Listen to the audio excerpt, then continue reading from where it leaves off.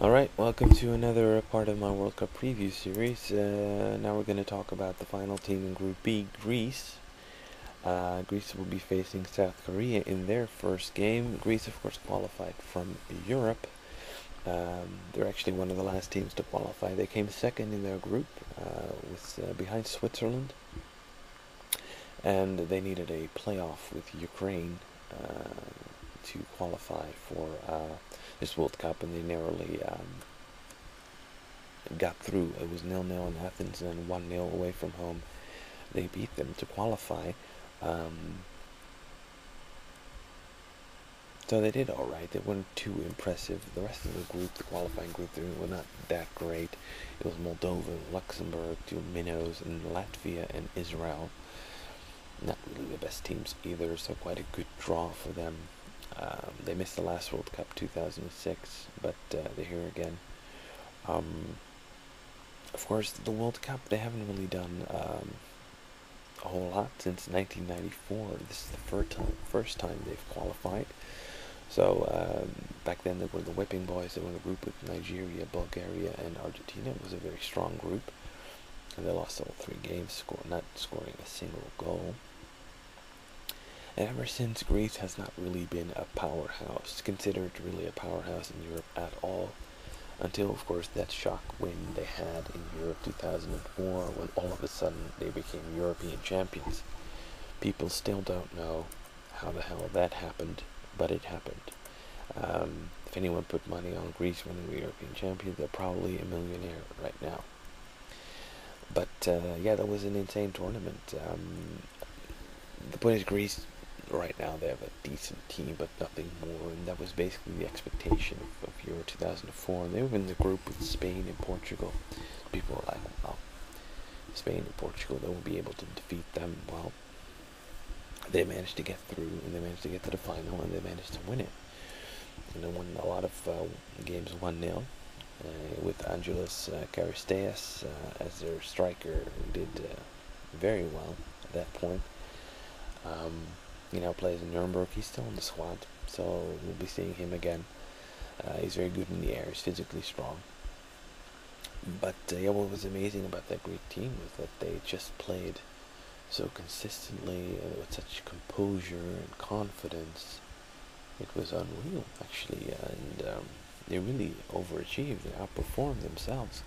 I don't think anyone in Greece expected them to become European champions, but they did it. But so yeah, you never know with those Greeks. But yeah, ever since, it's been basically business as usual. 2006, they didn't qualify for the World Cup, as they usually don't. Yeah, they haven't been too impressive in any shape or form, but they did manage to qualify, like I said, from a relatively easy group. Basically, the strongest teams they've defeated are Israel, Latvia, and Ukraine. Well, okay, well, props for them for doing that, but yeah, who knows what they're going to do with this World Cup. Let's look at the squad anyway. Like we said, Karastay is still in the team, striker. Another striker, Georgios Samaras, who's been at Celtic for a while now.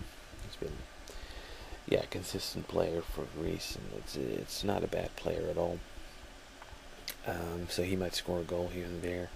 And the most prolific goal scorer in qualifying, scoring 10 goals, I believe, was Theofanis Gekas, who plays in Germany. He was quite a good striker, I think. And there's also the Dimitris Salpigidis of Panathinaikos, who might play a role in there. Then in midfield, the number 10 is Georgios Karagounis, who was already there in 2002, who played for Inter Milan in the past. He's now playing in Greece again. He's 33, but he's still, a decent player. Another guy that's in there is Kostas Katsouranis. The guy also plays for Panathinaikos. Played for Benfica in the past. He's 30 now. He's a solid player for them. So they're going to have to do most of the work in midfield. Then in defense, they got Saitaridis, who was a young, talented player in 2004. Now he's 29. He had a spell at Roma, I believe, in Italy, but now he's back at Panathinaikos again. Furthermore, they've got the main player, I think, is Sotirios Kyrgiakos, who now plays at Liverpool, and he's been considered a good signing for them in center of defense. So he should be, yeah, their main defender there. The rest of the team, not too familiar with them. Most of them play in Greece. We know Greek league is decent with a couple of good teams. Olympiacos, Panathinaikos. That's where most of the players are from as well. Most of them are by far from Panathinaikos. I think they have something like 8 or 9 players in the squad are from Panathinaikos, just one team. So yeah, Greece, I mean, they're going to be decent. I don't think they've done anything spectacular in the last few years. They haven't beaten a brilliant team in qualifying. They haven't played very well in qualifying. At least not to the standard that you would think they would make an impact at the World Cup. I don't expect them to do particularly well, but then again, miracles can happen. In fact, they did happen in 2004 when they won the European Championship.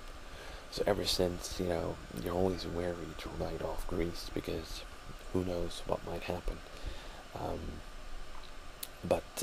I think they're going to have a difficult time in this group.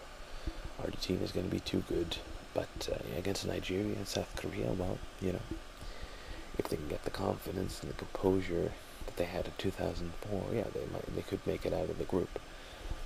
So who knows? But I'll give you my final prediction on that in the final prediction video. Anyway, that's it for now for my analysis of Greece. That's it for Group B. We're gonna go on to the final prediction video of Group B. Alright, thanks.